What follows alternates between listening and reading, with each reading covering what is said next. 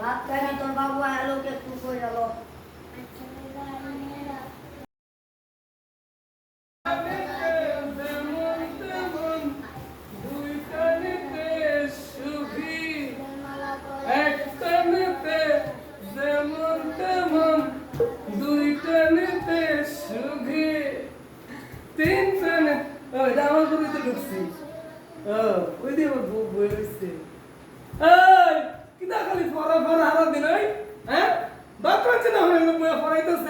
ভাত রাঁধছি না সারাদিন মদ খাই আর এখানে ভাত রাঁধছি না চাল আনতো নি 1 কেজি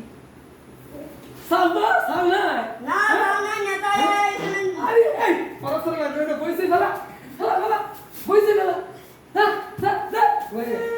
আমার পোলা পাইনের উপরে হাত তুলছো তোমার এখন গাল মুখে দিয়া যাও যাও বাইরে আমার বাড়ি থেকে বাইরে মদ খাই ওরা আয়া ওরা এখানে নুন না করো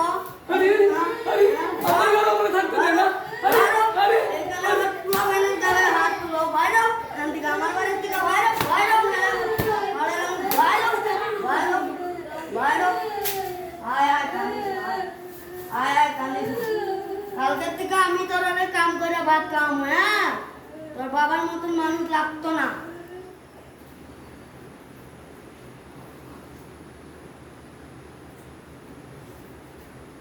নমস্কার বন্ধুরা, আমাদের এই ভিডিওটা করার উদ্দেশ্য একটাই যে আমরা দেখি অনেক ফ্যামিলিতে বাবা সারাদিন কাজ করে যখন ঘরে ফিরে তখন মদ খেয়ে নেশা করে সব টাকা শেষ করে দেয় আর বাচ্চা ছেলে মেয়েদের কথা চিন্তা করে না। এইভাবেই কিন্তু নেশার ফলে শিশুদের ভবিষ্যৎ নষ্ট হয়ে যায়, স্বামী স্ত্রীর সম্পর্ক নষ্ট হয়ে যায়।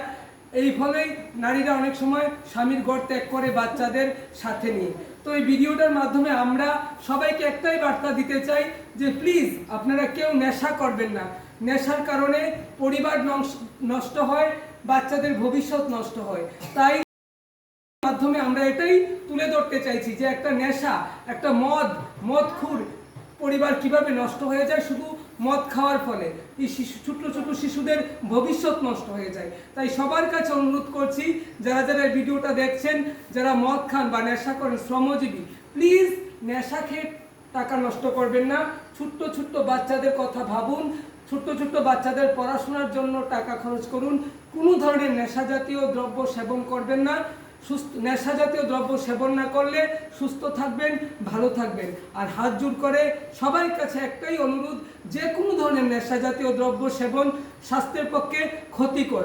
আসুন আমরা নেশাকে ত্যাগ করি, আর নেশাকে ত্যাগ করে, মদকে ত্যাগ করে আমাদের পরিবারকে, আমাদের ছোট শিশুদের রক্ষা করি।